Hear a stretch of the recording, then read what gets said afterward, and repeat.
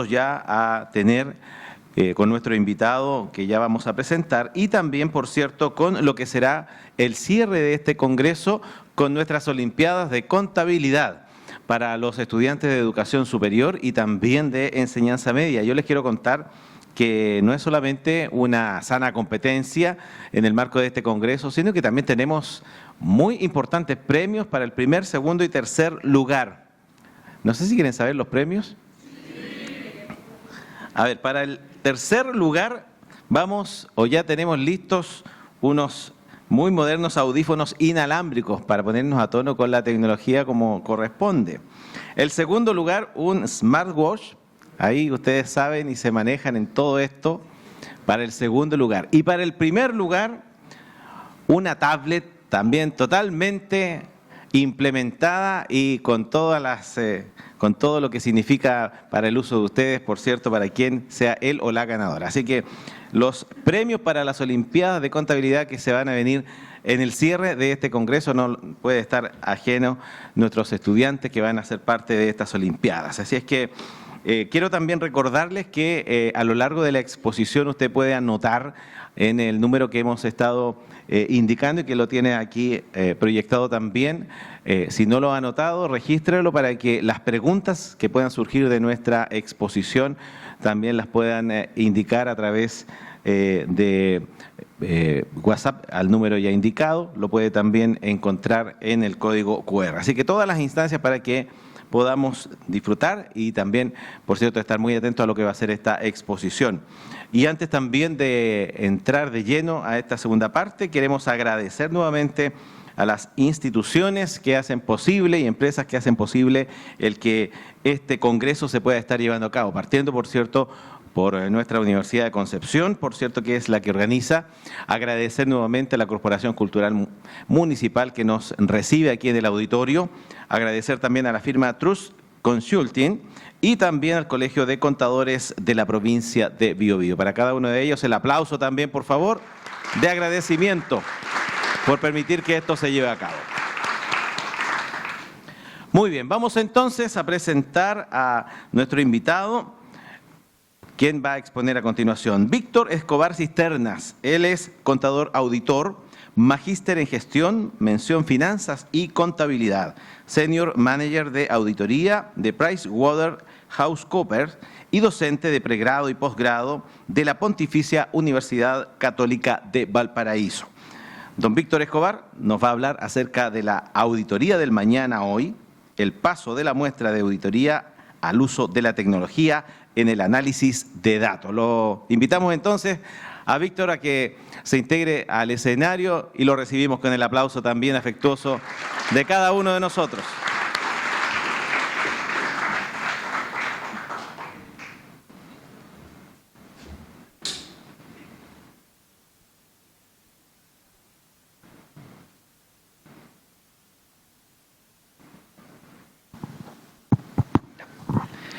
Bien, ¿cómo están? Buenas tardes. Primero que todo, un agrado y muy agradecido por la invitación. Mi idea es tratar de cambiar un poquito lo que hablaron en la mañana. En la mañana hablaron de contabilidad, normativa, lo importante que es dentro de la profesión contable, lo que es entender la norma técnica. Después del almuerzo vamos a hablar un poquito de riesgo, algo que como que en el ADN cuesta entender lo que es el riesgo. Nos vamos a meter un poquito en lo que es fraude y vamos a hablar de lo que es auditoría. ¿Sí? ¿Y por qué vamos a hablar de auditoría? Porque quiero tomar dos palabras o dos mensajes que hablaron los expositores en la mañana. Voy a citar a nuestro primer expositor que habló de qué es lo que pensaba uno cuando era niño. Algunos querían ser doctores, otros querían ser abogados. En mi caso, siempre quise ser contador, sin saber lo que era ser contador. Pero siempre me imaginé sentado en un escritorio con corbata. Hoy día lo que menos estoy es frente a un escritorio y con corbata. Es chistoso. ¿Por qué? Porque después descubrí lo que era la auditoría y encontré súper encachado lo que era la auditoría. Y resulta que nadie te explica lo que es la auditoría y nadie sabe lo que es la auditoría hasta que lo vive. Es como eje. Tienes que vivirlo. ¿sí? Porque la auditoría es complejo de explicar. Porque uno trabaja hasta tarde, porque uno tiene que saber estas cosas, porque uno tiene que entablar conversaciones de números, tiene que hablar de leyes, tiene que saber lo que está pasando en las noticias y llegar a esa conclusión respecto a qué haces tú y explicarlo a otra persona respecto a lo que es la auditoría es súper complejo de explicar. Pero la verdad es que es bastante entretenido. Entonces, hoy día vamos a hablar de eso. Yo trabajo en PricewaterhouseCoopers, espero no equivocarme de sobre, ¿sí? Como fue en el Oscar, por lo menos no me equivoqué de presentación. Y voy a hablar un poquito de la experiencia, de estas cosas que es la auditoría que a veces como que cuesta digerirlo, sobre todo cuando se habla en pregrado qué es la auditoría y llega uno a un cuarto año y le pregunta a los cabros, oye, ¿qué estás estudiando tú? Y los chicos te dicen, no, soy contador auditor. Y yo les pregunto después, oye, ¿por qué estudiaste auditoría tú? Y las respuestas son, porque eres bueno para un número, porque tienes un colega o tu tío fue contador, o porque no te alcanzó el puntaje para estudiar ingeniería comercial. Siempre son como las tres cosas. Y yo les digo, ¿sabe qué? Lo primero es que los números uno tiene que sumar, restar, dividir, multiplicar, y sufre un poquito en el ramo de álgebra y era. ¿Sí? Pero no hay que hacer cálculos tan complejos.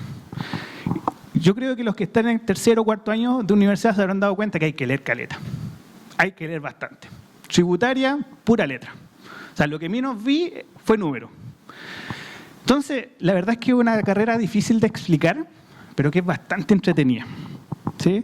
Admiro a las personas que son emprendedoras, porque es difícil. Pero como bien dijo nuestro primer expositor, hay un mundo de oportunidades, tanto en las pymes como en las grandes, como en el mundo. Solamente, y creo que le tomen el peso a lo que le estoy diciendo, teniendo esto. Esto es nuestra herramienta de trabajo actualmente.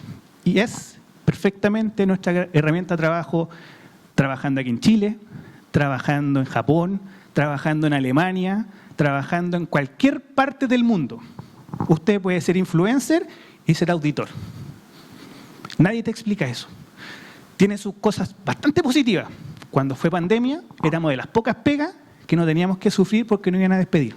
Estábamos trabajando de la casa. Somos de los pocos trabajos que puede estar lloviendo torrencialmente afuera y podemos estar al lado de una estufa, con calcetines, al lado de un gato, trabajando. Qué encachado, ¿no? Entonces, les vengo a contar eso. La auditoría del mañana, esas cosas que llaman la atención y que son difíciles de explicar hasta que uno las vive. ¿Cómo es? ¿Quién soy yo? Soy Víctor Escobar, soy senior manager de auditoría, llevo 14 kilos trabajando en Price. ¿Sí? Y llevo los mismos 14 kilos en pregrado y posgrado en una universidad de Valparaíso, y yo soy de Valparaíso y trabajo en Santiago. Entonces, creo que mucha de mi realidad o mi historia, espero contarla, que la dijeran, porque mi realidad de alguien de provincia está haciendo carrera en Santiago. Las posibilidades existen, el crecimiento existe y hay un mundo de oportunidades por descubrir todavía. ¿Bien? Entonces, ¿yo qué les voy a traer acá? Les voy a traer cuatro cosas que quiero hablar con usted. Uno, ¿qué hace la auditoría? ¿Sí? Y de repente es difícil explicar cuando uno está viendo las noticias. Yo estoy de repente viendo con mi esposa las noticias y sale una noticia. Yo que soy de Valparaíso, soy de Viña, ¿se acuerdan cuando fue la lluvia el otro día y hubo un socavón en un edificio y que, la noticia, el socavón? Eso es auditoría.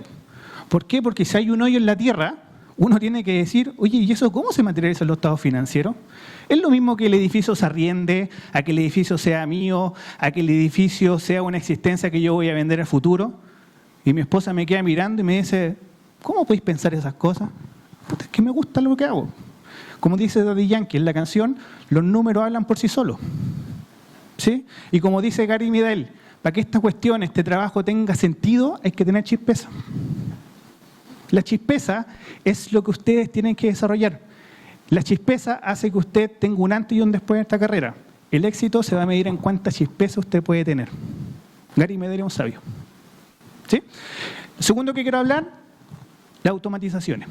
El rol que tiene la tecnología. Y en eso ustedes tienen una ventaja. ¿Por qué? Porque muchos de nosotros empezamos a trabajar con disquete y hemos tenido que aprender a la digitalización a la fuerza. ¿Sí? Si yo le hablo de un disquete, usted Le hablo del Blockbuster. ¿Sí? Ustedes nacieron con la tecnología. Tengo una sobrina de 4 años que ya sabe que el celular se mueve así. Mi mamá tiene... Todavía le cuesta mandar un WhatsApp, entonces como manda WhatsApp, le cuesta escribir, me manda audio. Todo el día me manda audio. ¿Por qué? Porque le ha costado trabajar con eso en la tecnología. Ustedes lo tienen en el ADN y por lo tanto aquí tienen una ventaja exponencial frente a nosotros. Lo tercero, cómo eso ha beneficiado nuestro trabajo. Y lo cuarto, esto que en clase se habla como el escepticismo profesional, cómo se materializa en lo que Gary Medel dice, lo que es la chispeza. Cómo eso se trabaja, cómo se materializa en un riesgo, y vamos a darle un sentido distinto a la contabilidad. Y un mensaje que les voy a decir desde ya. Chicos, la contabilidad cuadra. ¿Sí? Aquellos que dicen, no, es que yo estudio contabilidad para cuadrar números, no está inventando la rueda. La contabilidad va a cuadrar sí o sí. Lo interesante, o dónde usted tiene que hincar el diente, en decir cómo yo voy a cuadrar la contabilidad. Porque cualquier registro contable que usted haga tiene que estar materializado o tiene que reflejarse en algún riesgo. Y eso es propio de la interpretación que usted le da. Y eso es distinto. Eso es muy encachado. ¿Bien? Entonces nos vamos a meter en el primer punto, que tiene que ver con la evaluación de riesgo y la auditoría en tiempo de incertidumbre. ¿Y por qué pongo este plato o pongo este tema o por qué lo quise traer? Porque hoy día prendemos las noticias, cosas buenas hay, cosas malas hay de más.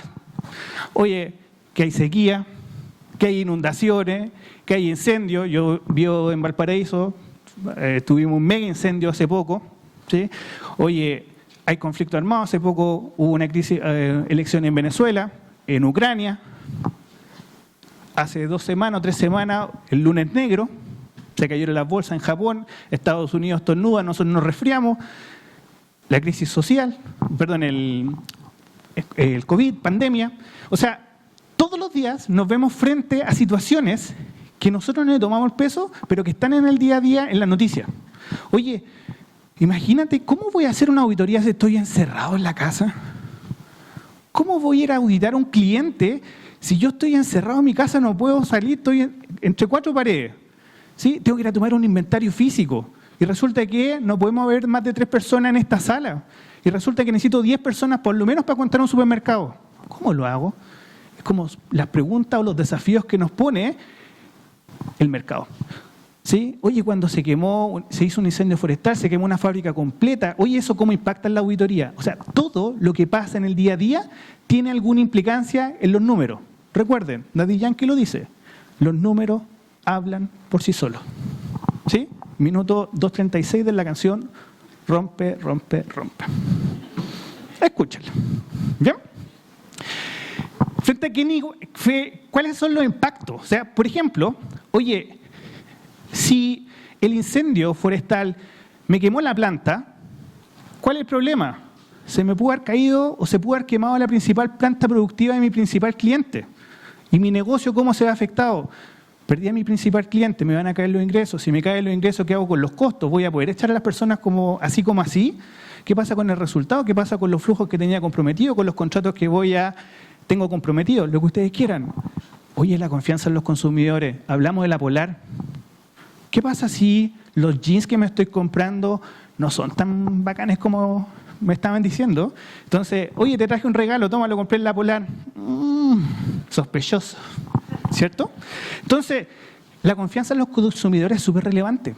¿Por qué? Porque los consumidores no van a querer ir a cualquier negocio. Y si los negocios o los consumidores no confían en mi producto, eso se va a ir impactado en mi estado financiero. Se caen los ingresos, se cae la marca, lo que ustedes quieran.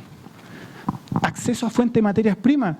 Oye, mi principal proveedor me trae combustible de Venezuela. No puedo entrar a Venezuela. Entonces, ¿cómo voy a traer materias primas para poder producir? Voy a tener que importar de otro país. Oye, la materia prima es más cara, me sube el costo de producción, los márgenes se van a hacer más pequeños, lo que ustedes quieran. Impacto en la producción. ¿Sí? Resulta que la principal máquina que yo tenía productiva se le echó a perder una pieza. Y esa pieza se demora 7 meses en llegar aquí en Chile. Chuta, ¿y qué voy a hacer en estos 7 meses? ¿Se acuerdan cuando en pandemia la gente quería comprar autos y no habían autos y la gente compraba autos que eran usados y los autos usados, ¡pah! El boom. Se importaron muchos autos importados, había muchos autos usados y era como, hay que comprarse un auto. Se acabó la pandemia, ¿y qué hago con todos estos autos ahora? Sí, ahora la gente quiere comprarse autos nuevos. ¿Sí? Entonces, impacto en la producción. Oye, hay aumento en los niveles de desempleo. Claro, si resulta que mi principal cliente o el principal mercado al cual yo ataco, resulta que la gente en pandemia, por ejemplo, quedó sin trabajo. ¿Sí? ¿Y a quién le vendo si la gente no tiene plata? Lo que ustedes quieran. O variable macroeconómica. ¿Se acuerdan que, o producto de lo que estaba pasando, el año pasado teníamos tasas de intereses por las nubes, la UEF por las nubes? O sea, ¿cómo impacta eso dentro de los estados financieros? Son cosas en las cuales nosotros día a día tenemos que estar preocupados y que a veces no le tomamos el peso cuando llega, por ejemplo, esa noticia que pasa desapercibida la noticia, los primeros días del mes siguiente y dicen el IPC del mes, el IPC 0,5%. Listo. Y usted está viendo Instagram. O sea, ¿eso tiene impacto en los estados financieros? Obvio. ¿Por qué? Porque si yo me estoy endeudando o tengo préstamo en UEF, obvio que se hace más caro. Si tengo cuentas por cobrar en UEF, estoy ganando. Y así sucesivamente. Oye, ¿qué pasó con el retiro del 10%? O sea, todos querían tener el 10% acá, ¿cierto? Todos querían tener plata. ¿Y qué pasa si mi principal cliente o la gente saca la plata y me paga a mí para tener plata en ese momento? Pero ¿qué pasa si después se le acaba la plata del retiro? ¿Cómo va a recuperar esas cuentas por cobrar? ¿Cómo va a recuperar ese flujo? ¿Va a ser siempre el mismo comportamiento? Lo que ustedes quieran. O aquí, la obsolescencia de las nuevas tecnologías. ¿Sí? Los computadores cada vez que usted se compra un computador, a los 2 años dice, está mirando uno nuevo. ¿Sí? O sea, hablar de una tablet ya, estamos esperando que el mono de la tablet salga nomás para que decir, esto es. ¿Sí? ¿Por qué? Porque ya vamos en el iPhone como 20. ¿Sí? La tecnología, invertimos en tecnología y a los 2, 3 años esta cuestión está obsoleta. Y así puedo darle ejemplos por montones. Por eso pongo aquí mucho más. Estas cosas que nosotros vemos en el día a día, ¿cómo impactan? ¿Sí? Y de repente uno como que no le toma el peso cuando uno lee la norma, y yo les puedo decir, si yo tuviera que resumir en 2 cosas, en 2 conceptos, ¿cuál es la gracia de cualquier activo? ¿Qué define las normas contables respecto a los activos y respecto a los pasivos? Les podría decir, resumámoslo así. Las normas lo que buscan es que los activos no estén sobrevalorados. Y la norma busca que los pasivos no estén subvaluados. Por lo tanto, por ejemplo, si se me cae la producción, oye, veamos qué activos son los que están relacionados directamente con los niveles de ingreso. ¿Por qué? Porque a lo mejor vamos a tener que contabilizar un deterioro. Oye, este negocio no está funcionando, vamos a tener que hacer algunas reestructuraciones. Por lo tanto, van a haber algunos despidos, van a haber nuevas compras de materias primas, van a haber nuevas compras de nuevas sociedades, lo que usted quiera. Constituciones de provisiones, gestiones de riesgo, y aquí, por ejemplo, oye, cómo se están tomando las decisiones respecto al dólar, qué está pasando con la UEF, cómo está impactando en el negocio esta cuestión, lo que usted quiera. Todas esas cosas que pasan en el mundo repercuten siempre en un estado financiero, siempre. Y por eso es que cuando nosotros estudiamos el IFRS y le damos sentido, es muy distinto a aprenderse un acierto contable. Es muy distinto. ¿Por qué? Porque el acierto contable muchas veces está parametrizado y va a cuadrar. Pero si nosotros analizamos cuál es el riesgo, analizo y cuestiono el acierto contable es mucho más encachado. ¿Sí? Dicho eso, cuando nosotros planificamos una auditoría, tenemos que cachar o tenemos que ver cómo estas cosas que pasan en el mercado impactan en el cliente que yo estoy auditando. ¿Sí? Y una vez que yo lo impacto o que defino cuáles son los problemas que podrían estar a nivel de auditoría, voy a definir un enfoque. Aquellos que ya están más terminando la carrera sabrán que o habrán estudiado que el enfoque que nosotros le damos para la auditoría tiene dos tipos de enfoque. Uno, un enfoque en controles o un enfoque sustantivo, que es lo que yo estoy materializando acá. ¿Qué es lo que hacemos nosotros a nivel de auditoría? Planificamos ¿cómo vamos a hacer la auditoría? Entonces, oye, no es lo mismo que yo voy a auditar LAN, que audite ferrocarriles del Estado, a que vaya a auditar una empresa que se dedique a fabricar yates. ¿Sí? Una empresa que se dedica a fabricar yates va a ser 5, 6, 7 yates quizá en el año, por mucho monto. En cambio, LAN va a tener millones de pasajeros en el año. Por lo tanto, ¿cómo voy a definir la auditoría? Va a ser la complejidad que tenga el cliente, el nivel de transacciones. Y va a ser un enfoque sustantivo o un enfoque en controles. ¿Cuándo vamos a tratar de hacer un enfoque en controles? Cuando sepamos que esta empresa tiene buenos controles, es robusta, necesita minimizar los riesgos. ¿Por qué? Porque hay bastantes transacciones que son complejas y va a ir a los sistemas, control automático, controles manuales. Y por ejemplo, si yo tuviera que definir un enfoque en LAN, yo diría, ¿sabes qué? Yo tengo que confiar en los controles. ¿Por qué? Porque ninguno de nosotros nos gustaría comprar un pasaje de avión, llegar con la maleta y que el avión no haya partido. Y quedan ahí tirados en el aeropuerto, ¿cierto? Entonces, se necesita que los controles funcionen o que los aviones no se caigan. Son controles básicos. Entonces, en una auditoría como LAN, yo necesito confiar en los controles y un trabajo reducido respecto a sustantivo. En cambio, en otro tipo de sociedades, los controles no van a funcionar. Y cuando no funcionan, yo voy a tener que ir al sustento, a la chispeza. Trabajo sustantivo, trabajo de balance, el trabajo tradicional. ¿Sí? Y esos son los dos enfoques en los cuales se basan las auditorías. Sin embargo, y aquí viene lo interesante, estos son como las miradas tradicionales que uno ve. Hoy día, cuando uno enfoca las auditorías, le hemos metido un componente bien interesante que es esto, el análisis de datos. Y analizar datos es súper encachado, chicos. ¿Por qué? Porque vamos a empezar a analizar tendencias, vamos a empezar a analizar comportamientos, vamos a empezar a analizar qué es lo atípico. Es como cuando ustedes tienen una prueba, todos se sacan un 4 y quieren repetir la prueba, profe, repita la prueba, pero hay un pelota que saca un 6. Y los cago a todos. ¿Sí? Entonces, ese tipo, ya, ¿qué hago? ¿Hago que ese tipo haga justo por pecadores o lo excluyo y trabajo sobre la normalidad? Entonces, el análisis de datos es súper relevante. ¿Por qué? Porque me permite a mí entender comportamientos, me permite saber dónde está lo inusual, me permite centrarme en un trabajo distinto. Y ese análisis de datos puede ser tanto enfoque en controles, lo puedo ocupar para hacer análisis por tendencias LAN, como lo puedo hacer para una auditoría de esta empresa que se dedica a hacer yates. Independiente del enfoque que yo quiera, estas son las miradas más actuales y eso va a permitir que yo sustente mi opinión de auditoría. Y aquí hemos puesto esto de los CAM, Key Audit Matter, a contar del año 2025, lo voy a dejar en stand-by y lo voy a explicar un poquito más adelante, pero eso es súper relevante para nuestra profesión, súper relevante.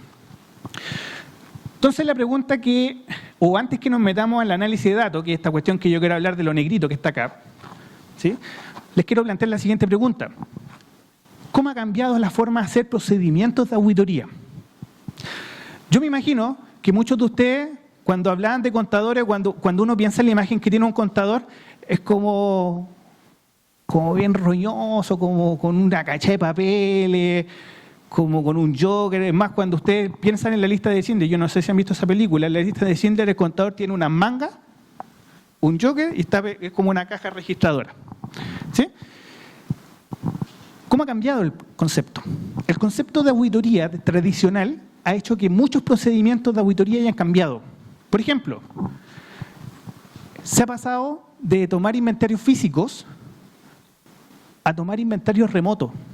¿Se imaginan tomar un inventario de la comodidad del sillón de su casa? Con una videollamada y decirle, compadre, ¿puede abrir esa caja para saber cuántos tarritos hay? ¿Los puede contar? ¿Cuánto hay? 10, listo. Hay 10. Está en su casa, en vez de estar en un lugar desolado, muerto calor, muerto frío, con un zapato de seguridad. Es súper distinto pasar de la toma de inventario físico a una toma de inventario remoto. Oye, es súper distinto andar con una mochila llena de papeles, llena de factura, a tener todo digitalizado y validado con una firma digital que usted pincha y sabe hasta la hora que firmaron la cuestión. Es súper distinto. Oye, es súper distinto trabajar todos los días en la oficina a trabajar cuando está lloviendo hasta acostado. Es súper distinto. ¿Por qué? Porque si bien existe la modalidad de trabajo presencial, también está la modalidad híbrida, algunos días en la oficina, otros días en la casa. Sobre todo negociamos los viernes. ¿Por qué? Porque el viernes nadie trabaja en la oficina. O trabajamos hasta las 2. Listo, trabajemos entonces el viernes en la casa. si nos desconectamos más temprano. O, como en el caso mío, que me encanta trabajar remoto, porque yo vivo en Viña, la oficina está en Santiago y pierdo mucho tiempo viajando, me encanta trabajar remoto. ¿Se imaginan cómo han cambiado las cosas? Eso permitiría que el día de mañana ustedes perfectamente podrían estar trabajando en Santiago, o perfectamente podrían estar trabajando llevando clientes como en otros países, como Japón, Italia, donde quieran. ¿Sí? Procedimientos típicos, enviar cartas físicas. Habían unos asistentes que hacían procesos de circularización, que pescaban unas cartas, las mandaban y hacían un proceso típico de recibir cartas. Oye, ocupemos plataformas, si ya nos ocupan los papeles. ¿Sí? Ocupemos esas plataformas. O trabajar con sistemas que antes estaban en los computadores, como un disco, a trabajar en algo que es una nube. O trabajar con esto. Es súper encachado trabajar con el celular. ¿Por qué? Porque uno contesta el correo, coordina reuniones, hace una videollamada, todo en línea. ¿Tiene su lado bueno? Sí. ¿Tiene su lado malo? También. No hay que vender la pomada que todo es maravilloso, no. Tiene su lado bueno y su lado malo. Pero esa flexibilidad es súper encachada. ¿Sí? ¿Cuál es el rol que tiene la automatización en esto? ¿Sí? Aquí hemos puesto, aquí pongo sobre la mesa algunas situaciones o algunos software que ocupamos en la empresa en la que trabajo yo. ¿Sí? Y lo que ha pasado es que hemos generado herramientas de interacción con el cliente bastante interesantes. Estos productos son productos estándar que la firma ha generado para que nosotros podamos hacer un trabajo de auditoría mucho más interesante. Por ejemplo, esto ahora es la forma en la cual nosotros documentamos nuestros papeles de trabajo y que nos permite tener en tiempo real lo que está haciendo una persona. Y uno podría decirle, oye, ¿sabes qué? No me quiero quedar hasta tarde, ¿podía avanzar? Porque te estoy mirando en línea lo que estás haciendo. Entonces, necesito que por favor avance, que lo termine a las 5, para que nos podamos desconectar e ir a lo que teníamos que hacer. O monitorear en tiempo real lo que está pasando. Connect, que es una herramienta súper acusete, pero que permite saber, oye, yo te voy a auditar, ¿sí? Y esta auditoría está en la Isla de Pascua. Entonces, mira, voy a subir los requerimientos, necesito que tú me subas estos documentos, y que los tengas en estas fechas, para que yo pueda hacer la auditoría. Y nos empezamos a, por ejemplo, a comunicar y a gestionar los requerimientos de información. Estas son súper encachadas porque te permiten trabajar o entender o extraer todos los datos que hay en el sistema y empezar a trabajar con el análisis de los libros diarios. Pasar un poquito de la muestra a analizar los asientos contables completos. Entonces, estos son software que aparecen que son adaptados o que son creados por la firma de auditora en la cual yo trabajo. Sin embargo, a nivel de mercado, existen muchos software que hacen cosas súper encachadas. Si el día de mañana o ustedes tienen la posibilidad de especializarse en una de estas cosas, hágalo. ¿Por qué? Porque va a marcar un precedente bastante interesante. Menos es más. Y estos software han trabajado en eso. Unos se demoran en parametrizarlo, pero con una visualización, ¡pah!, automáticamente sabe dónde están los problemas. O puede adaptar algunos procedimientos a lo que usted quiere. ¿Qué es lo que hacen? Por ejemplo, tenemos Alteryx. Y Alteryx es un software que está en el sistema, que está en el mercado, y la gracia que tiene es que te permite hacer flujograma.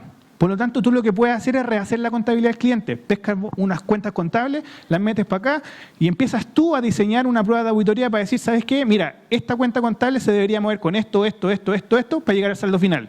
Listo. Yo lo que quiero hacer entonces es un flujograma, lo voy a programar y hago un flujograma de proceso y llega un resultado. Mi resultado lo comparo con lo que tiene el cliente y puedo llegar a conclusiones satisfactorias o encontrar algún problema. Entonces, esto es súper interesante. ¿Por qué? Porque permite, claro, uno se demorará 1, 2, 3 días, una semana en parametrizarlo, pero una vez que lo tienes parametrizado, basta que pesques la base de datos, la subas, y en cuestión de segundos, algo que te podía demorar antes 2, 3, 4 días, lo tiene en segundos. Entonces, súper interesante pasar de la muestra a un análisis completo de las partidas o las contabilizaciones que se hicieron. Existe otro como Ganime, que es algo como el que estaba acá, pero que también es de flujogramación, pero por temas de gusto a mí me gusta más Alteryx. Es más sencillo, más fácil de hacer. Aquí necesitáis un poquito más de conocimiento de informática. Pero se hace. ¿Sí? O que lo encuentro súper encachado. En el mercado hay hartos, que es Power BI, que es un software de visualización. Es decir, lo que haces tú es crear dashboard. Yo no sé si han escuchado la palabra dashboard o lo han hecho en Excel. En Excel cada vez se habla más de crear dashboard. Y dashboard es empezar a hacer relaciones, empezar a hacer algunas situaciones de análisis, ¿sí? Y cosas que ustedes como estudiantes el día de mañana podrían perfectamente hacer.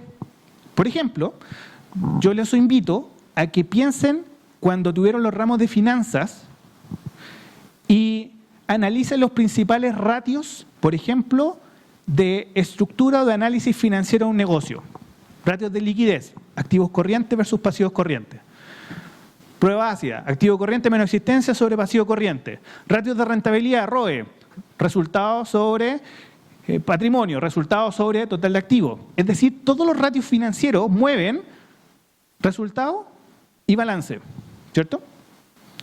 ¿Cuántos ratios han visto que relacionan el estado de flujo efectivo con el balance, el estado de flujo efectivo con el estado de resultado? 1. Es súper paradójico porque no hay. Si queremos saber los flujos caja, sacamos el EBITDA, que se calcula a partir del estado de resultado. Y lo que queremos tratar de hacer es un flujo caja, o tratar de llegar a un resultado lo más cercano al flujo caja posible. Compadre, tenemos el flujo. ¿Por qué no sacáis el dato de ahí? No, es que me da lata. Es que no me lo enseñaron en finanzas. Eso es lo que tienen que desarrollar ustedes. Chispeza. Compadre, si no hay ningún ratio que hable de liquidez y yo sé contabilidad, metamos en el estado de flujo efectivo y creemos un ratio. ¿Por qué? Porque a diferencia de lo que pasa en el estado de flujo o en el estado de resultado, como vieron en las dos presentaciones, tenemos la posibilidad de mejorar o empeorar el resultado con un criterio contable. En el flujo, esa cuestión no pasa. O la plata entró o la plata salió. Hay cero estimación, no hay ninguna. ¿Sí? Entonces, ¿podemos hacer algún ratio? Perfecto. Esto, Power BI, lo que hace son visualizaciones que te permiten generar banderas de alerta con cosas que tú sabes que tienen que hablar, que tienen que relacionarse. Puedes sacar tendencia, puedes hacer indicador. ¿Quién te dice que lo que tienes que hacer? Tú. Tú adaptas tu análisis con base a tus necesidades. Y eso es lo encachado que tiene. ¿Y en cuánto te vas a demorar? Te va a demorar 2 días para parametrizarlo, 2 o 3 días, que es lo que quieres hacer, pero una vez que tienes las bases de datos, en par de segundos vas a tener los resultados. Por lo tanto, la gracia de la descentralización digital es que ha automatizado significativamente y ha hecho que los tiempos sean mucho más acotados respecto a las auditorías tradicionales. Ha sido afortunadamente un gran cambio, o ha generado optimizaciones bastante interesantes y ha cambiado la experiencia de lo que es la auditoría. Importante. De verdad, esta cuestión se viene haciendo hace 4 años y ha sido un vuelco súper relevante o interesante en la forma en la cual se está auditando. Yo llevo 14 años auditando, 14 años trabajando en esta cuestión y los últimos 4 o 5 años han sido súper encachados porque uno va con un producto completamente distinto, un producto que llama la atención, un producto que vende por sí solo. ¿Quién lo hace? Ustedes. ¿Con qué? Con Chispeza. Voy a poner un ejemplo.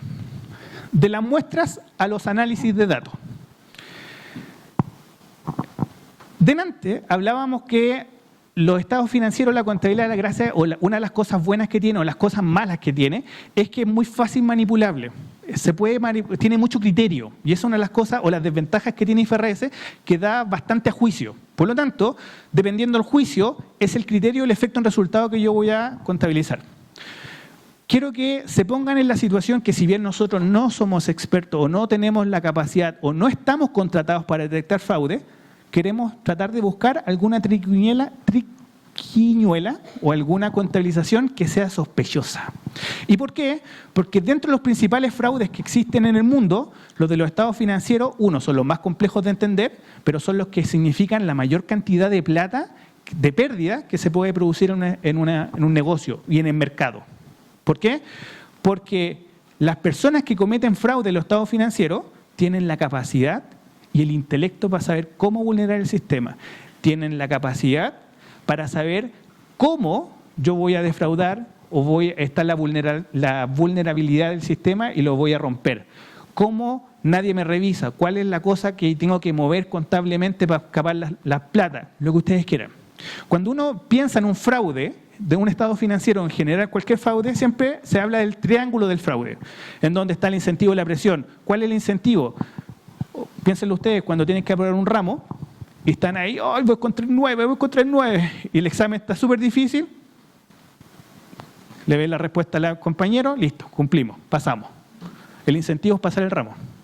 ¿Sí? La oportunidad, pillé volando bajo a mi compañero, pero lo hice. Y la racionalización, no, si es por este ramo nomás, porque lo tenía peligrando. ¿Sí? Por este ramo. Entonces, en los negocios pasa exactamente lo mismo. Tengo la oportunidad, ¿por qué? Porque no están los controles. Tengo el incentivo de la presión, ¿por qué? Porque estoy pasando por una crisis financiera, porque no estoy llegando a resultados, lo que ustedes quieran.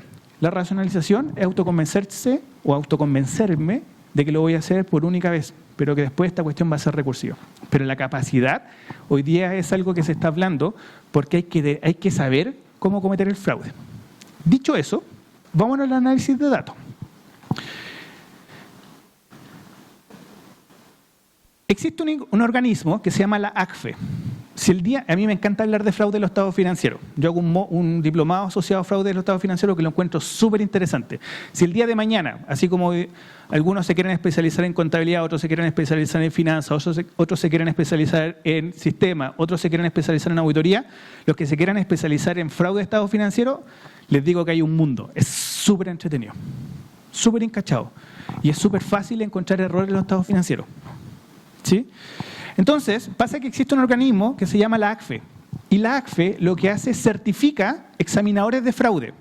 Y este organismo, que es un organismo internacional, lo que hace es hacer un estudio de cómo se cometen los principales fraudes dentro del mundo. Y dice, mira, existen 3 tipos de fraude. Uno, cuando la gente se queda con activos, que es la apropiación indebida de activos, que es la mayor cantidad de fraudes que pueden existir en el mundo. Existe otro tipo de fraude que es la corrupción, que es el segundo caso o el segundo modelo de cometer fraude, el más común. Y el tercero, que es el más chiquitito, que es el que ustedes ven ahí, es el fraude de los estados financieros. ¿Sí? Son las tres categorías de fraude. Pero cuando uno se va en términos de plata, fíjense que la apropiación indebida de activos, que si bien es el caso más característico, es lo que menos plata le hace perder a la empresa. Si uno se va a las corrupciones, que son el segundo caso más característico, tampoco, o la pérdida media son $200.000. Pero los estados financieros, que son, si bien los casos más acotados, son los que hacen perder más plata a los negocios.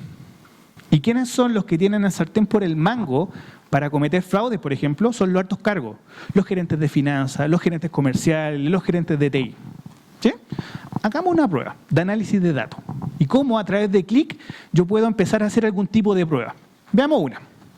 Supongamos que yo tengo acceso a la contabilidad, ¿sí? Y voy a descargar todos los asientos diarios que se contabilizaron durante un periodo de tiempo en un negocio X.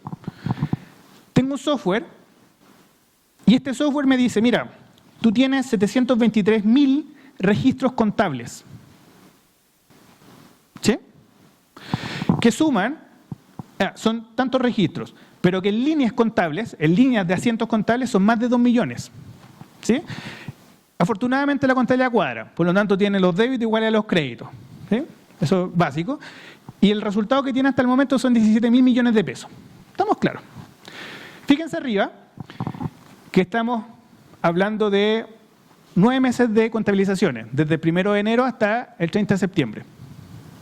Y la gracia que tiene aquí es que este sistema lo que hace es permitir discriminar cuáles son los asientos automáticos de los asientos manuales. Si uno analiza a nivel de riesgo, los asientos cuadran, los asientos existen en la contabilidad. Pero ¿cuál es el asiento más riesgoso? El asiento automático es un asiento que siempre hace lo mismo. ¿Por qué? Porque el algoritmo hace exactamente lo mismo siempre. Basta con que yo revise un registro de eso, los controles que tiene ese registro, y eso como hacer recursivo, si se hizo 10 millones de veces, basta con que revise uno y ese uno me va a permitir tener evidencia de 10 millones de registros. ¿Por qué? Porque se sustenta en la parametrización y en los controles asociados a ese registro. Sin embargo, los asientos manuales deberían ser los menos casos dentro de la contabilidad, pero son los más riesgosos. ¿Por qué? Porque alguien puede contabilizar así, puede contabilizar así o así. Por lo tanto, si el sistema me da la posibilidad de discriminar entre los asientos manuales y los automáticos, hagamos lo siguiente, hagamos un clic.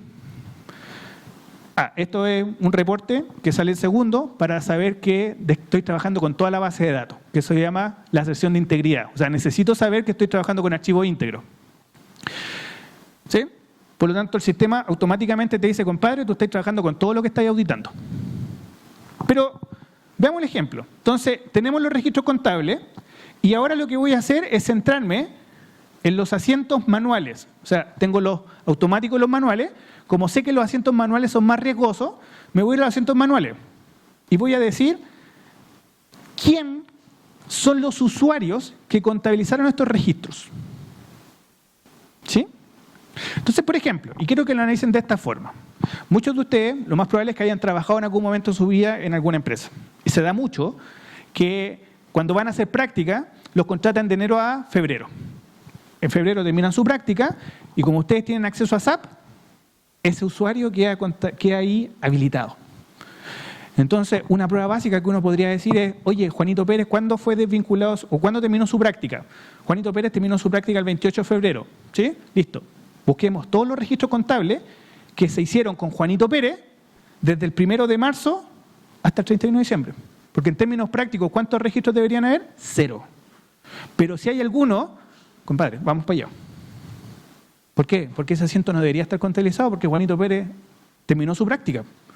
Ese es el asiento riesgoso, no los que hizo Juanito Pérez de enero a febrero. Oye, en esta empresa se trabaja de 9 de la mañana hasta 6 de la tarde. Perfecto. Muéstrame todos los asientos contables que se hicieron desde las 6:01 hasta la mañana siguiente. Oye, en esta empresa se trabaja de lunes a viernes. Perfecto. Veamos los asientos contables que se hicieron los sábados y domingos. Es distinto auditar así. Es más pericial, pero igual es como encachado. ¿Sí? Imagínense encontramos algo así. Entonces, fíjense, tenemos los usuarios.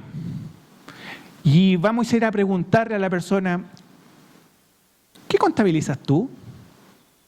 Juanito Pérez se dedica a contabilizar las compras. Perfecto. Por lo tanto, contablemente, él debería mover esto y esto. Busquemos cualquier contabilización que haga Juanito Pérez que no mueva esas cuentas contables. Juanito Pérez se dedica a contabilizar ventas, por lo tanto debería mover clientes contra ingresos.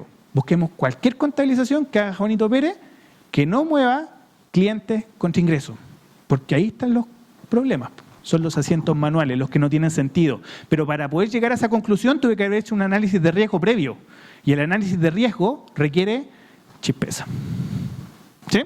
Entonces, tenemos la cantidad de registros contables que tiene la persona y a través de un clic yo puedo saber, después, a partir de los asientos manuales, me voy a centrar en todas las contabilizaciones que hizo esa persona y un clic le pido solamente los asientos manuales y veo si las cuentas contables que está moviendo esa persona tienen sentido. Y analizar la contabilidad distinto. Es analizar la contabilidad de un tema de fraude, es analizar la contabilidad de un tema de riesgo. No que el asiento contable cuadre, sino que la forma en la cual una persona podría adulterar los estados financieros, que es una prueba de auditoría que nosotros hacemos si queremos detectar algún tipo de fraude. ¿Se entiende? ¿Cuánto uno se demora a hacer esto? Esto es puro hacer clic. Pero para hacer el clic correcto, tuve que haberme detenido para entender cómo funciona el proceso de cierre contable. Tuve que haber entendido quiénes son las personas que tienen acceso a contabilizar. Tuve que haber entendido cuáles son los controles para permitir o para restringir el acceso a la contabilidad. Y eso requiere tiempo. Eso requiere que usted se meta. Eso requiere que usted entienda. Eso requiere que haya chispeza. ¿Se entiende? El último punto que quiero poner aquí sobre la mesa tiene que ver con la independencia, el escepticismo profesional y nuestro rol en la sociedad. Déjeme ver el tiempo. Vamos bien. Ya. La independencia, el escepticismo profesional, y que son cosas que a veces o muchas veces se hablan teóricamente, pero que a nivel práctico la verdad es que es el valor agregado que nosotros tenemos. Vamos con la independencia. Nosotros, a nivel de independencia, siempre, o una de las son nuestros activos. El activo principal que nosotros tenemos como auditores es ser completamente independientes. Y esa independencia requiere que, por ejemplo, si usted va a auditar un banco, y esto es muy chistoso, a mí en el mundo me toca auditar Banco Ripley. ¿Sí? Y uno dirá, ¿qué tiene que ver Banco Ripley? ¿Sí? El otro día estaba súper urgido. Y tuve que llamar a Independencia porque le dije, ¿sabes qué? Se me había olvidado y en el cyber, en el último cyber, ocupé la tarjeta de crédito. Y me compré una cuestión, y entonces me llegó el estado de cuenta y resulta que nos ganamos Banco Ripley. ¿Y tengo problema de Independencia si tengo la tarjeta o no? Hasta eso hay que preocuparse. Oye, un problema de Independencia, porque hoy día ustedes no lo dimensionan, pero resulta que todos el día de mañana nos vamos a conocer. El mundo del auditor es súper chico. Y resulta que, si usted está leyendo la acta y de repente se da cuenta que, ¿sabes qué? Van a haber una reestructuración y existe una alta probabilidad que a mi amigo lo despidan. Y mi amigo tiene un cargo importante de contabilidad. ¿Y qué hago? ¿Le cuento o no le cuento? No me puedo contar. A lo más le puedo tirar señal, así como, ¿has actualizado tu currículum? ¿Has visto ofertas laborales? Así como, por si acaso. Pero no le puedo decir. ¿Por qué? Porque tengo que ser completamente independiente. ¿Sí? Va a pasarles, puede que les pase, que su pareja, su esposa o su marido, el día de mañana, tenga un cargo relevante. Y si usted va a dedicarse a la auditoría, no lo puede ir a auditar, porque hay conflictos de intereses. Entonces, la independencia es súper compleja. Es algo que se cuida bastante dentro de las auditoras. Nosotros todos los años tenemos que hacer una declaración de independencia. ¿Por qué? Porque es la opinión de auditoría la que nos valida dentro del proceso. No podemos ser defensores de un cliente de auditoría. Y tampoco podemos decir las cosas que pasan. Delante hablaban del caso de la Polar. El caso de la Polar es algo que yo recién estaba entrando al mundo de la auditora, llevaba 1 año y medio, veníamos saliendo de un curso de capacitación y esto fue así, literalmente fue así. Veníamos saliendo de un curso de capacitación, 10 de la mañana, y dicen, compadre, ¿qué la escoba? ¿Qué la escoba? ¿Pero qué pasó? No, estamos metidos. Yo les pregunto, ¿en algún momento en las noticias han visto que la auditora haya ido a criticar a la Polar? Hay que quedarse callado. Le dieron como bombo y ¡pah! Todas las noticias aparecían, los auditores están coludidos con la cuestión. Hay que quedarse callado. ¿Por qué? Porque no podemos tener ese conflicto. Hay un conflicto, pero tenemos que quedarnos callados. ¿Por qué? Porque nosotros tenemos acceso a información súper compleja. Súper compleja. Y hay que quedarse callado. ¿Sí? Eso en cuanto a independencia. ¿Ya? El escepticismo profesional. Y esto quizás, chicos, y quizás me voy a detener un poquito acá, y a veces, cuando yo los digo a mis alumnos, duele. Duele cuando se los digo, pero espero que le tomen el peso. La contabilidad sí o sí va a cuadrar. Porque si no cuadra, o el sistema está malo, o usted se saca un rojo en la primera prueba. Pero la contabilidad cuadra. Sí o sí. ¿Sí? El tema es cómo cuadra. Ese es el riesgo. Eso es donde usted tiene que trabajar. Por lo tanto, el mensaje de la contabilidad siempre va a cuadrar, chicos. Siempre. Pero es muy distinto pensar en el registro contable para después ver cuál es el riesgo. Analicemos cuál es el riesgo para ver cómo ese riesgo se materializa en la contabilidad. Si yo me centro en esto, me estoy centrando en una persona que registra. Independiente, bueno, ¿hay que contabilizar? Contabilizo. Listo. Es como cuando, yo no sé si lo han vivido, lo han pensado, pero pasa mucho en los cierres contables que viene alguien y dicen, ¿sabes qué? Hay que provisionar 300 millones de pesos. Ya, listo. Viene el analista, contabiliza 300 millones de pesos. ¿Cuál es el respaldo que tiene? No, me mandaron un correo, toma, mira, ahí está. Y uno viene y dice, pero compadre, ¿analizaste por qué provisionaste eso? No, que a mí me dijeron, mi jefe me dijo. Después, una disminución de una provisión. Llega un correo, libérate la provisión. Listo. Yo contabilizo. ¿Y por qué liberaste la provisión? No, que mi jefe me dijo. ¿Alguien se ha puesto a pensar cuál es el riesgo que yo tenga provisión, un pasivo, que después no voy a que no voy a pagar? Si yo tengo contabilizado un pasivo, y que eso sea en el común denominador de los negocios, si yo tengo un pasivo contabilizado, puede ser que ese pasivo nunca se pague. Y si ese pasivo nunca se paga, yo lo voy a dar de baja el día de mañana contra resultado. No lo voy a dar de baja frente a un desembolso real. Y si lo doy de baja con efecto en resultado, eso podría permitirle una flexibilidad al gerente de finanzas que no está llegando al presupuesto. Y si no está llegando al presupuesto, le mete un efecto en resultado positivo, listo, llegó al resultado, llegó al presupuesto. Ese es el riesgo. Por lo tanto, si me centro en el registro contable y no analizo el riesgo, estoy siendo un digitador de datos. Pero si me centro en cuál es el problema, cuál es el riesgo y cómo ese riesgo se materializa en la contabilidad, esta cuestión es súper distinta. Es súper distinta. El ejemplo más fácil que les puedo dar, piensen por ejemplo cuando ustedes se compran o piensan en un auto. Cuando hay un auto, las personas lo primero que piensan es, el auto tiene que ser rendidor y buena reventa. ¿Cierto? Listo. Tiene que ser rendidor y tiene que tener buena reventa. Yo no conozco a nadie que tenga un auto de hace 40 años y que lo ande paseando en la calle. ¿Sí? Uno se compra un auto y lo quiere revender a los 4 o 5 años, que es como el común denominador, la gente piensa eso. ¿Cierto? Cuando uno piensa en eso, en su vida personal, automáticamente estás pensando en un valor residual. ¿Sí? Y si tú compras un auto y lo vayas a vender en 5 años, tú dices, en 5 años... 20.000 kilómetros por año, ya 100.000 kilómetros, listo. Es muy distinto depreciar a 100.000 kilómetros o 5 años a depreciar el activo sin valor residual. ¿Por qué? Porque si no le pongo valor residual, le pongo así un efecto en resultado, si yo analizo el valor residual, el valor de reventa, en donde el resultado es chiquitito. ¿Cierto? Eso es lo que uno tiene de manera personal. Cuando uno va a un negocio, ¿qué creen que pasa en un activo fijo con los valores residuales? ¿Hay valor o no hay valor? Cero.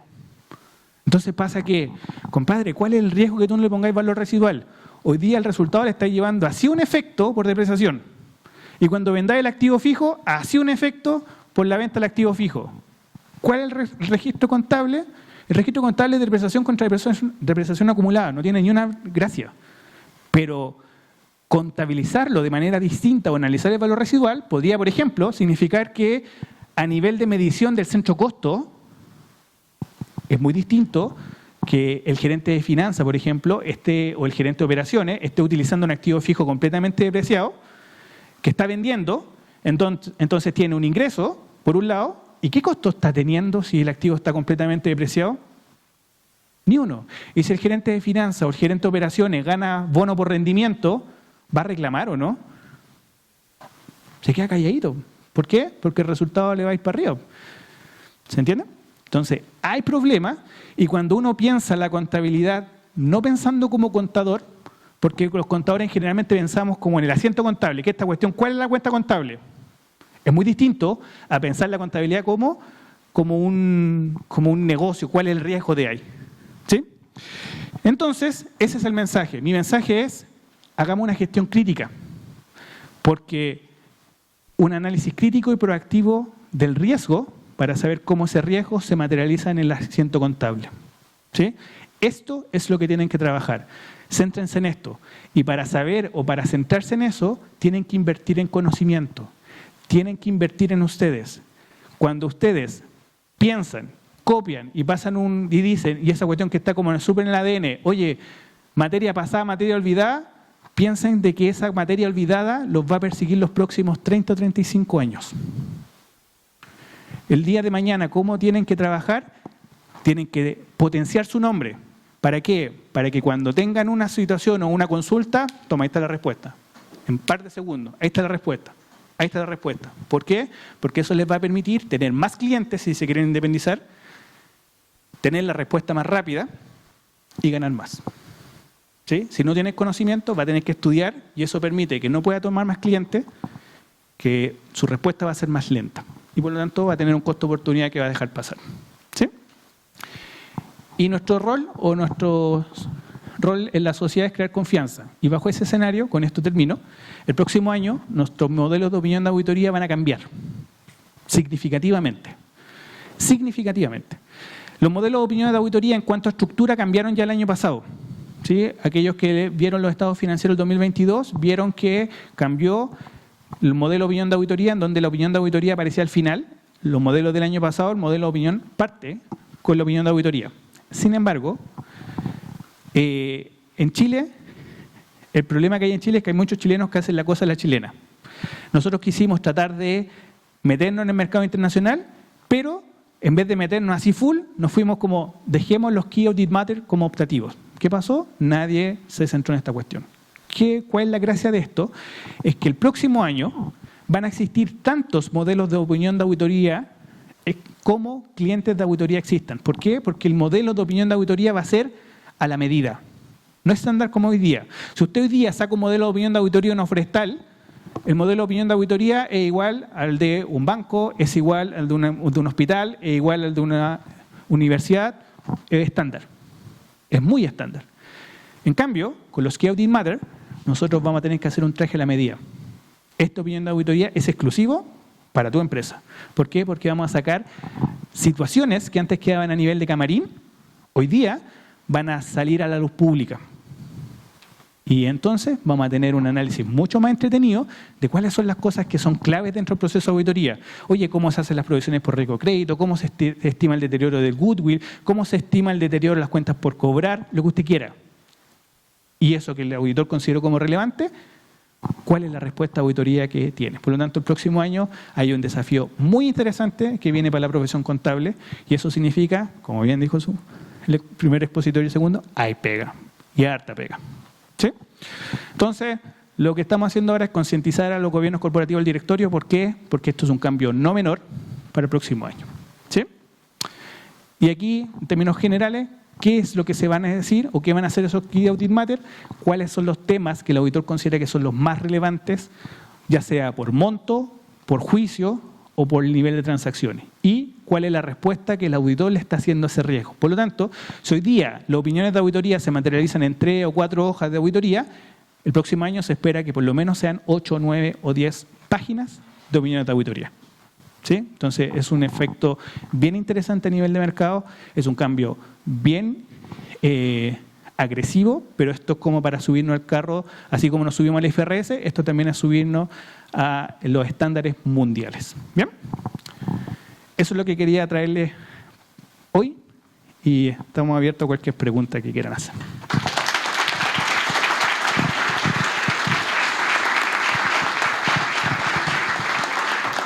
Reiteremos el aplauso, por favor, para Víctor Escobar.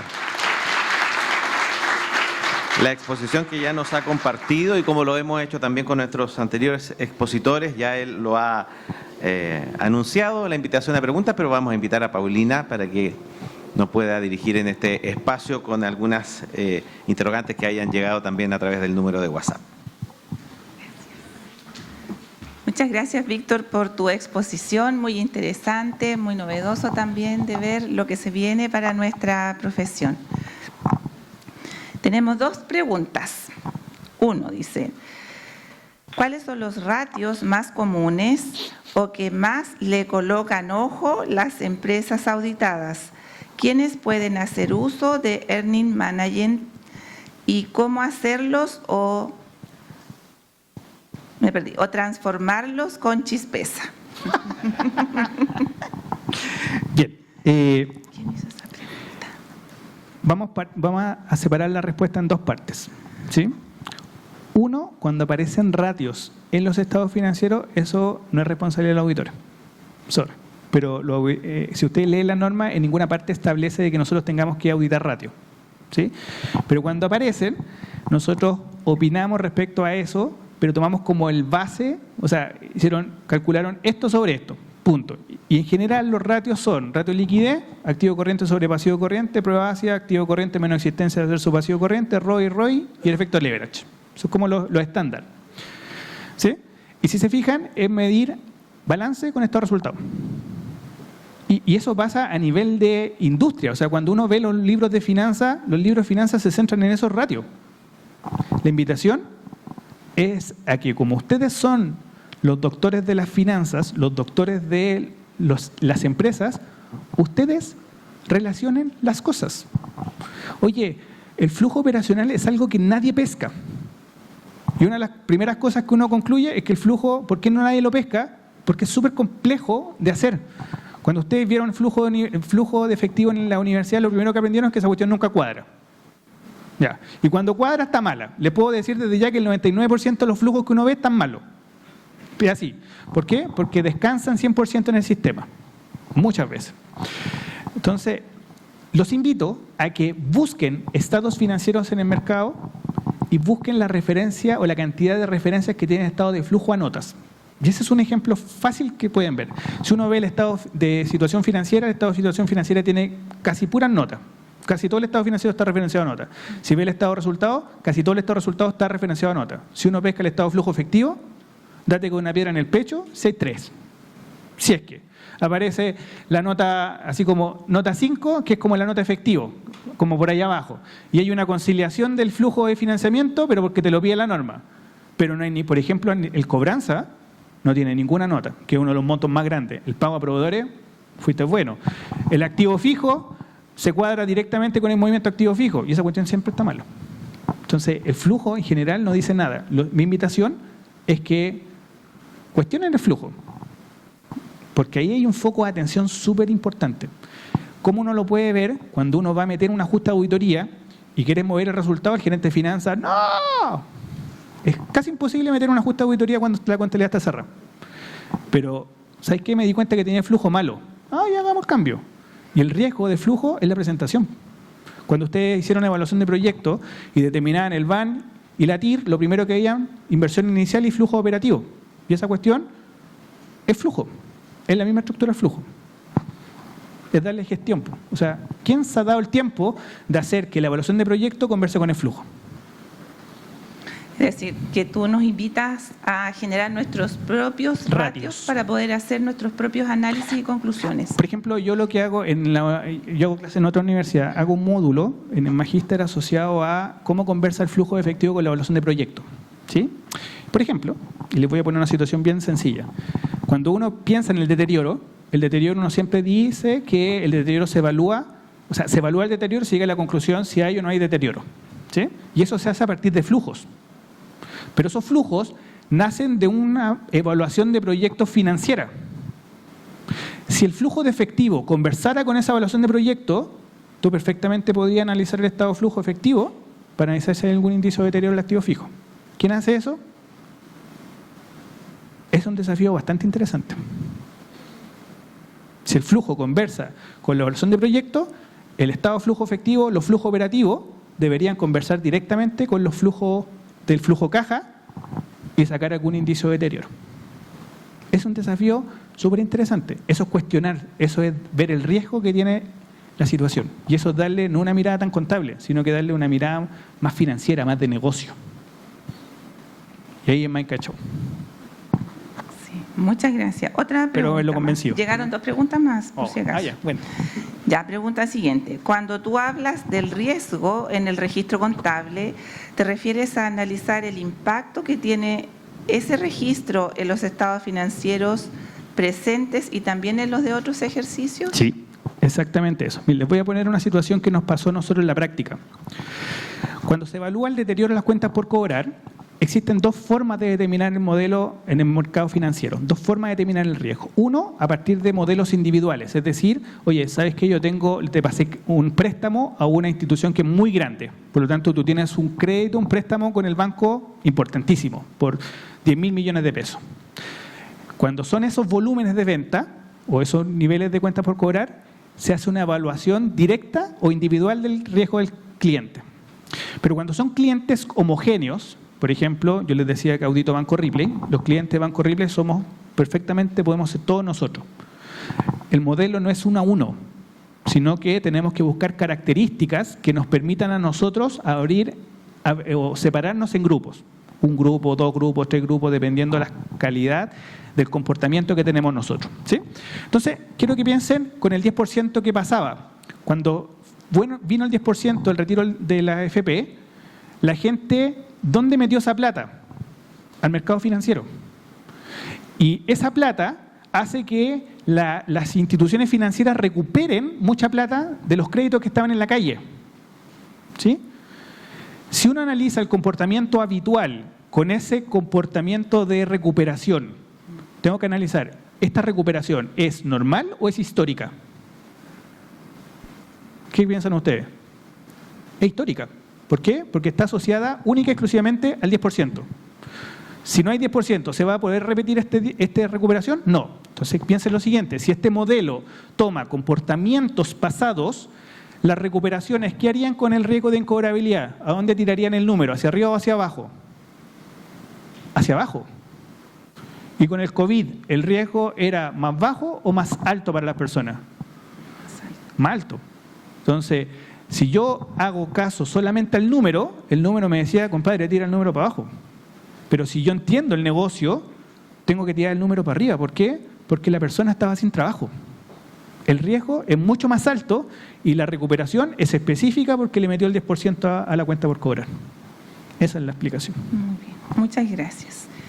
Ya, otra pregunta. ¿Sería correcto afirmar que los CAM reemplazarán la revelación de otros asuntos y énfasis en la opinión de los estados financieros? Jamás. Jamás. No sé jamás de los jamás. No lo van a reemplazar. No lo van a reemplazar. Los asuntos clave de auditoría son cosas que antes a nivel de auditoría quedaban como en el camarín. Hoy día salen a la luz pública. Y eso no necesariamente se va a materializar en un párrafo de otro asunto o de énfasis. Ya. Y la última dice, ¿quién hace la auditoría Price? ¿Quién audita Price? El PCAOB. El PCAOB, nosotros tenemos dos instituciones que nos auditan a nosotros, los auditores nos auditan. Una es el PCAOB, y sin ir más lejos, hoy día, esta semana y la semana pasada, estamos en revisión del PCAOB. Cuando vienen los gringos a revisarnos, se para Price. Literalmente es como que están todos enfocados en los gringos, porque esos gringos son brígidos. Y cualquier problema que encuentren, podrían cancelar la firma. ¿Sí? Y por otro lado, los Price se auditan a sí mismos. Entonces, como súper encachado, bueno, eso es lo malo del teletrabajo. ¿Por qué? Porque uno como Price podía auditar los papeles de trabajo o la calidad de las auditorías, por ejemplo, a Brasil, Argentina. El año pasado, hace 2 años, me dijeron, Víctor, ¿quieres ir a auditar los papeles de trabajo de España? Ya, pero es remoto. Oh. Entonces estoy haciendo un control de calidad de mi casa, pero para España. Este año me tocó para Venezuela, de mi casa. Entonces, tiene su lado bueno, su lado malo, pero nosotros mismos nos auditamos, porque hay como controles de calidad. Muy bien, muchas gracias. Esas eran las preguntas. Gracias. Gracias.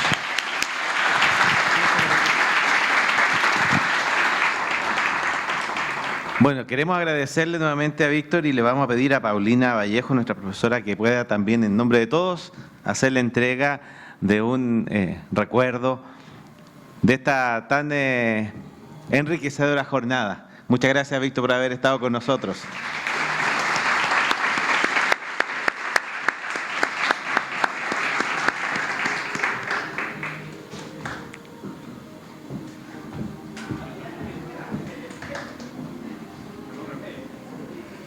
Las imágenes ahí que quedan siempre para ese bonito recuerdo.